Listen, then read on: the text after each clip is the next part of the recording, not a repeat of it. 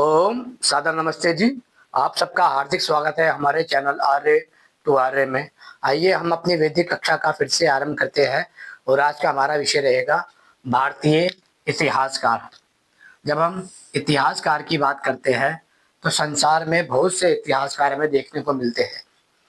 हम यदि भारत की बात करें तो भारत में मुख्य रूप से 5 प्रकार के इतिहासकार हमको देखने के मिलते हैं।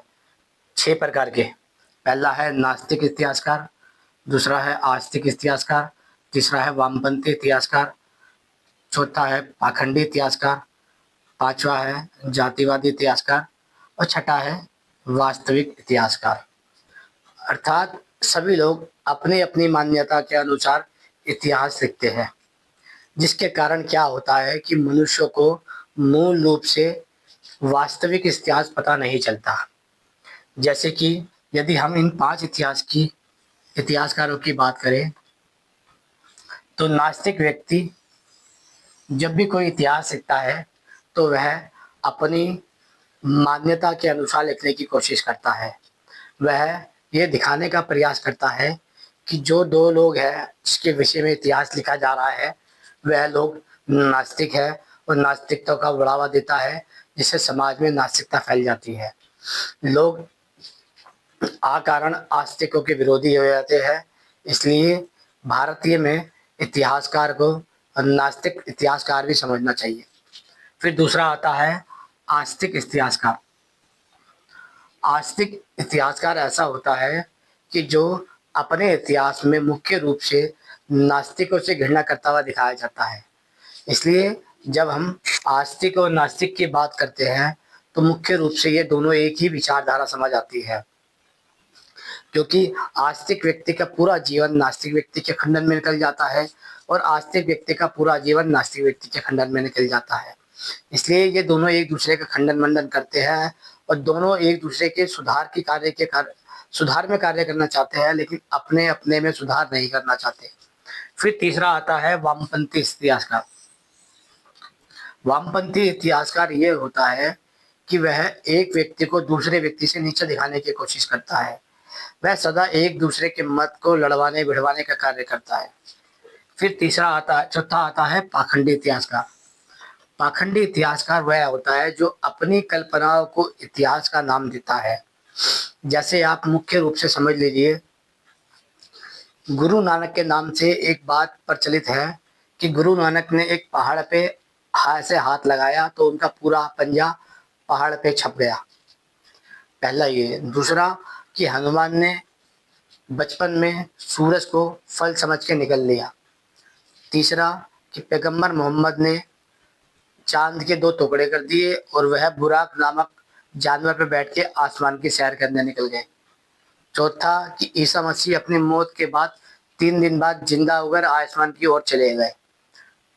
पांचवा कि पैगंबर मूसा ने समुद्र में छड़ी मारी और समुद्र के 2 भाग हो गए। ऐसी कपोल कल्पित कहानियों के आधार पर ही पौराणिक पाखंडी अपना इतिहास लिखते हैं, जो समाज में माना जाता है।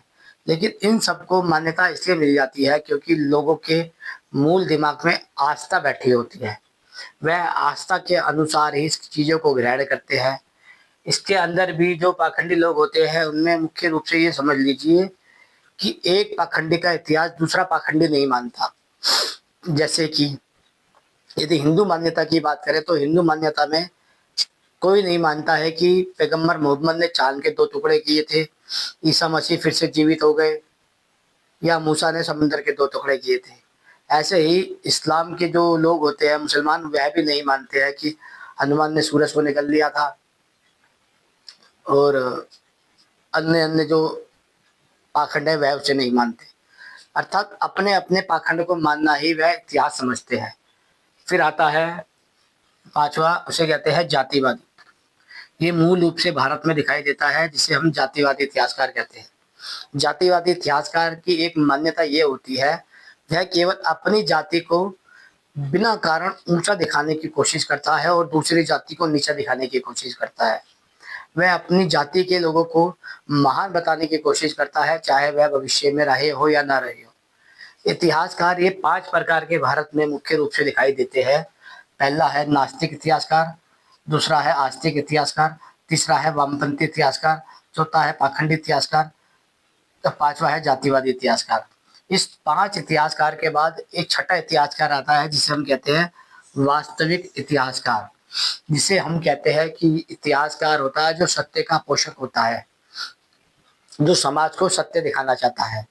लेकिन हमें ये समझ लेना चाहिए, जब समाज में नास्तिक का इतिहास पढ़ा जा चुका है, आस्तिकों का इतिहास पढ़ा जा चुका है, वामपंथियों का इतिहास पढ़ा जा चुका है, पाखंडियों का इतिहास पढ़ा जा चुका है, जातिवादियों का इतिहास पढ़ा जा चुका है, तो फिर वास्तविक लोगों का इतिहास अमान्य हो जाता है, क्योंकि भारत में मूल प्रकार से इन 5 प्रकार के लोगों को देखा जाता है।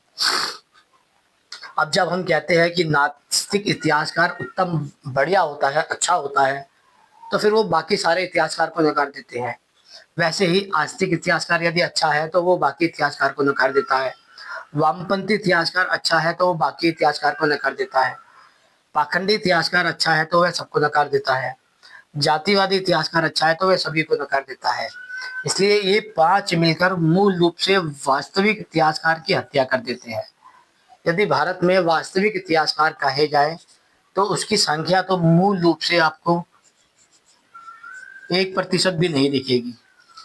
लेकिन जो भारत है उसमें 99.99% इतिहास जो है वह नास्तिक, आस्तिक, वामपंथी, पाखंडी और जातिवादी लोगों का पढ़ाया जाता है। अब समस्या यहाँ पर आती है कि जो भारतीय समाज के मूल प्राणी हैं, जिनमें हिंदू, मुस्लिम, सिख, ईसाई, बौद्ध, जैन, पारसी, यहूदी सारे आ जाते हैं, जिसे हम भारतीय कहते हैं। जब हम कहते हैं कि इनका इतिहास क्या है, तो इनका इतिहास मूल रूप से समझ नहीं आता, क्योंकि हमारे पास इतिहासकारों को अलग अलग कैटेगरी के हिसाब से देखा गया है।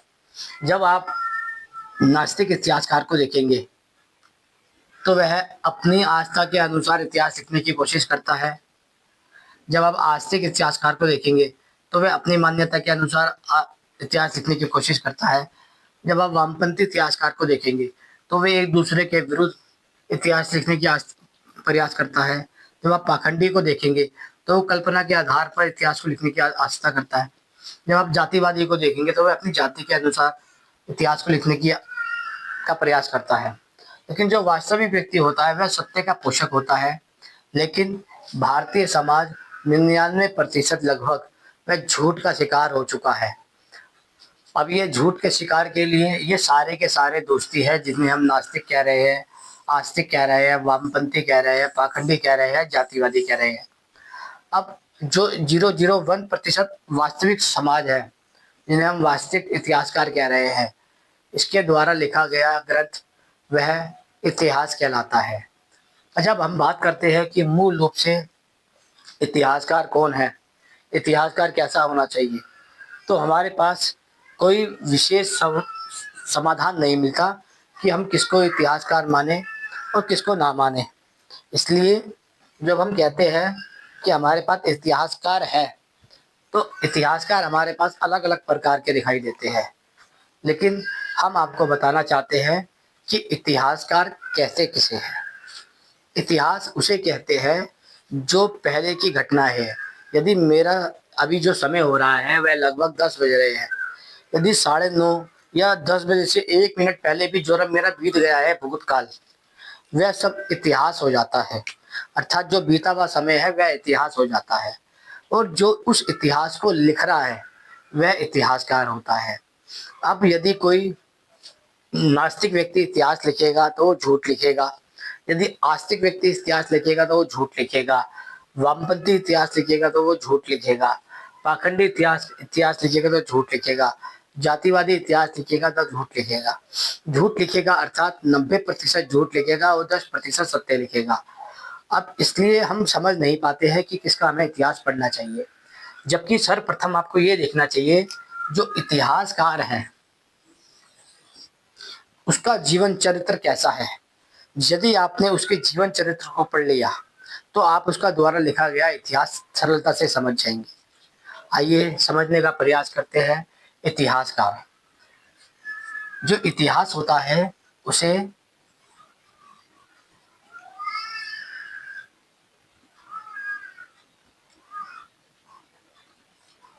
उसे शब्द प्रमाण में माना जाता है, अर्थात उसे माना जाता है कि जो शब्द लिखा गया है वह एक प्रकार का गवाह विटनेस के रूप में स्वीकार है, साक्षी के रूप में स्वीकार है।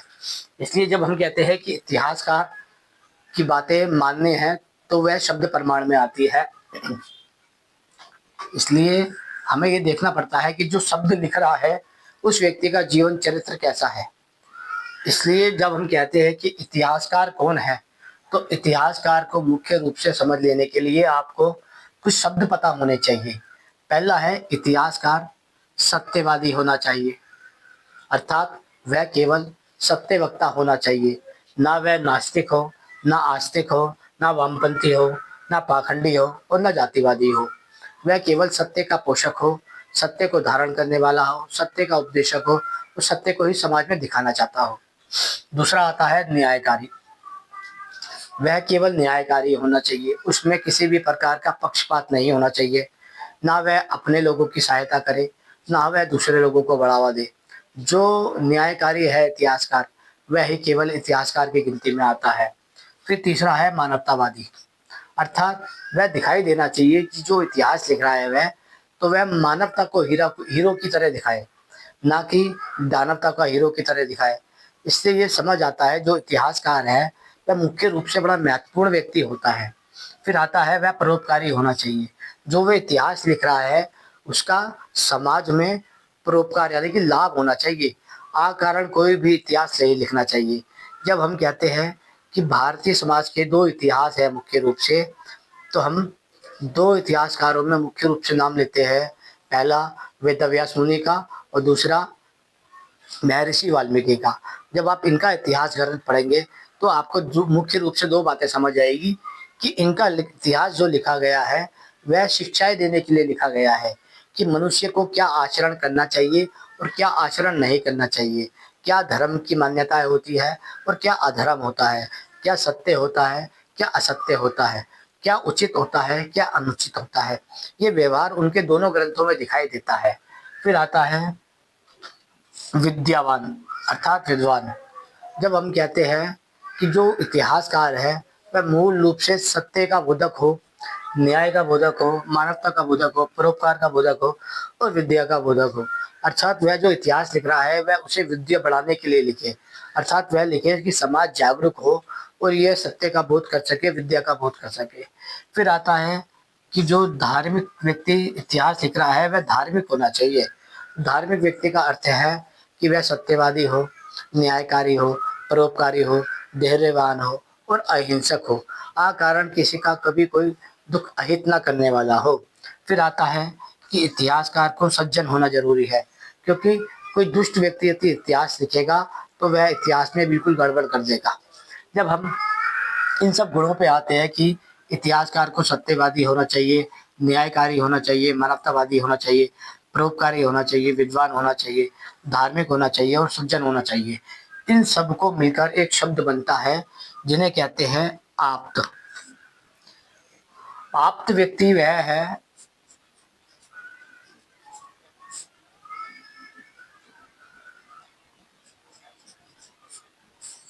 जो मानवता के लिए कार्य करता है, अर्थात केवल एक ही व्यक्ति जिसे हम आप्त कह रहे हैं, केवल ऐसा ही व्यक्ति इतिहासकार होता है जिसका समाज को शब्द प्रमाण स्वीकार करने योग्य होता है। इसलिए जब हम कहते हैं कि इतिहासकार तो नास्तिक है, आस्तिक है, वामपंथ है, पाखंडी है, जातिवादी है, तो ये सारे के सारे इतिहासकार नकार दिए जाते हैं, क्योंकि इन सबका जीवन चरित्र ऐसा नहीं होता कि ये सत्यवादी हो, न्यायकारी हो, परोपकारी हो, मानवतावादी हो, विद्वान हो, धार्मिक हो, सज्जन हो। इसलिए इन सबको मिलकर जो शब्द बनता है उसे कहते हैं आप्त पुरुष। आप्त पुरुष के द्वारा लिखा गया इतिहास ही शब्द प्रमाण की कैटेगरी में आता है। इसलिए हम भारतीयों के साथ यह छल कपट अपने ही समाज के लोगों ने किया है कि हम किसी भी ग्रंथ को इतिहास समझ लेते हैं। किसी भी ग्रंथ को तभी मानना चाहिए जब एक इतिहासकार आप्त पुरुष की श्रेणी में आता है। जब हम भारतीय समाज की इस व्यवस्था को समझ जाते हैं तो हम बहुत कुछ समझ जाते हैं। हमारे पास अभी जो आ रहा है वह 99.99% झूठा इतिहास आ रहा है और हमारे पास जो 0.001% इतिहास आ रहा है वह वास्तविकता से आ रहा है। लेकिन हमने वास्तविक इतिहासकार को इन सभी मान्यताओं के चक्कर में पीछे की ओर ढकेल दिया है।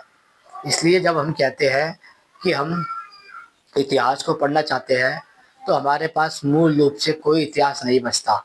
हम केवल नास्तिकों के लिखे हुए ग्रंथों को पढ़ रहे हैं, आस्तिकों के लिखे हुए ग्रंथों को पढ़ रहे हैं, वामपंथियों के लिखे हुए ग्रंथों को पढ़ रहे हैं, पाखंडियों के लिखे हुए ग्रंथों को पढ़ रहे हैं, जातिवादियों के लिखे हुए ग्रंथों को पढ़ रहे हैं।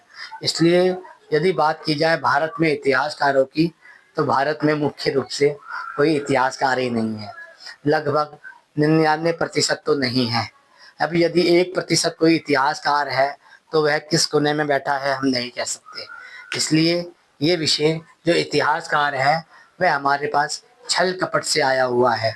हम किसी भी प्रकार का इतिहास पढ़ते हैं तो उसमें मुख्य रूप से हमें ये समझना चाहिए कि जो इतिहासकार है उसका आचरण कैसा है।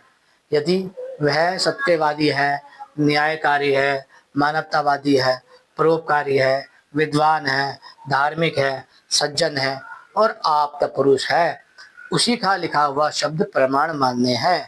मुख्य रूप से इससे भिन्न जो है उनमें से किसी का भी शब्द प्रमाण इतिहास के रूप में स्वीकार नहीं किया जा सकता। इसलिए जब हम कहते हैं कि हमने इतिहास पढ़ा है तो हमने इन्हीं धूर्त लोगों का इतिहास पढ़ा है जिन्होंने हमें अर्ध सत्य यानी कि 90% झूठ ही पढ़ाया है। आशा करते हैं ये विषय आपको समझ आ गया होगा कि भारत का इतिहास छल कपट से भरा पड़ा है और यह छल कपट करने वाले आस्तिक, नास्तिक, वामपंथी, पाखंडी और जातिवादी लोग हैं। इसलिए हम भारतीय समाज आज भी अपने भारत के इतिहास से अनभिज्ञ है। इसलिए हमने कभी भी अपने ही इतिहास का अध्ययन नहीं किया। आशा करते हैं ये विषय आपको समझ आ गया होगा। समझ आया तो उसे आगे की तरफ शेयर कीजिए। ओम नमस्ते जी।